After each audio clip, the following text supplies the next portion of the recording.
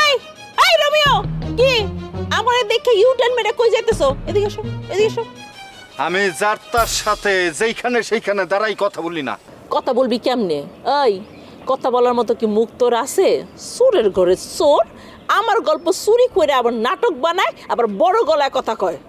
এই তুই তো একটা সামান্য চালি, তোর আবার গল্প কিসের? তোর গল্প চুরি করবো কেমনে? তুই কি আমার গল্প লিখে দিছিলি? এই খবরদার, খবরদার আমার লগে ফাইজলামি করবি না। এই আমি জগরুরে দিয়ে একটা নাটক বানানোর জন্য আমার জীবনের একটা গল্প বলছিলাম, সেই গল্প অনুযায়ী ফাইজুল মাস্টার একটা স্ক্রিপ্ট বানাছে, আর তুই সেই গল্প চুরি করে নাটক বানাইছিস। শোন, তোরে আমি ছাড়বো না, তোর নামে আমি মামলা দিব। এই মামলা দোপে টিকবো না। কে কারে গল্প বলছে না বলছে সেই শুইনা যদি সিনেমাই বানানো যাইতো তাইলে তো ঘরে ঘরে নাটকের জন্ম হইতো। রোমিও নাটক বানাইছে 2 দিনে 10 মিলিয়ন ভিউ। নগদের কাছে সব গ্রাহকই প্রিয়, তাই তো সারা দেশে ক্যাশ আউট চার্জ সবচেয়ে কম। তোর আর রমজানের বাবের ঠেলায় তো থাকাই দায় হয়ে গেছিল। এখন তো তোগো সারাই আমি নাটক বানাইছি, এইটাও হিট। এখন কি কবি? আমার গল্প না পাইলে তোর এই নাটক হিট হইতো না, কারণ আমার গল্প হিট। তুই একটা চোর, চোর ডিরেক্টর। তুই যা ইচ্ছা তাই ক, আমার কিচ্ছু আসে যায় না। এখন তো তোর গায়ে জ্বালা ধরছে জানি তো। গ্রাম থেকে দইরাই না একটা মায়ারে ইট বানায় দিছি। তোর বুইরা প্রেমিক রমজান দেখে নাই, শোনে নাই, কই তার তো চেহারাই দেখতাছি না। কোথায় সে? রমজান যদি তোরে পায় না, একেবারে মাইরা ফেলাইবো। তুই সবার সাথে বেইমানি করছস, আর আমি যদি চাই তোরে এই গ্রাম কেন, এলাকা কেন, সব জায়গায় সারা করতে পারি।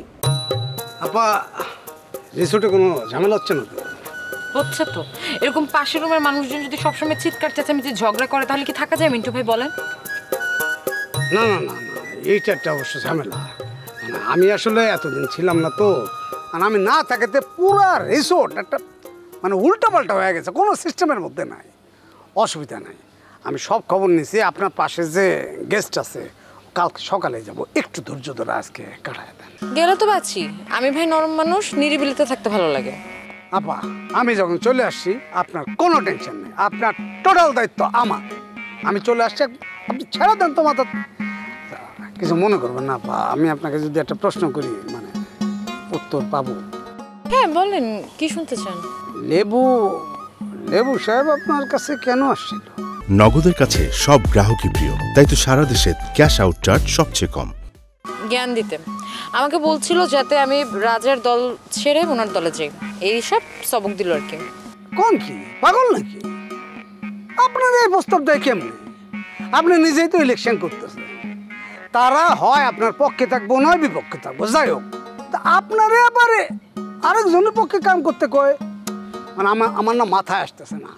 এই লোকটা থেকে আপনি দূরে দূরে থাকবেন, এ কিন্তু ভয়ঙ্কর খারাপ। এ তো রাজা সাহেবের জীবনটা একদম তামাতামা করে ফেলছে।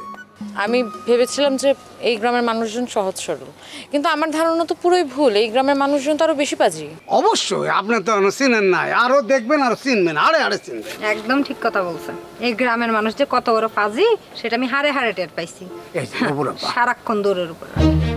বাদ দেন তো, আসল কথা বলে আমার মাথার মধ্যে একটা জিনিস আসছে। আপনি আয়সা ভালো করছেন। আপনার আমি একটা বাংলা সিনেমা দেখাবো, আপনি যদি দেখেন। তোমাদের রিসোর্টে আবার কোনো সিনেমা হল আছে নাকি? আরে ধুরুপ, তুমি ওর কথা বিশ্বাস করছো? ও হচ্ছে দুষ্ট একটা, এমনি এমনি বানিয়ে বানিয়ে বলছে।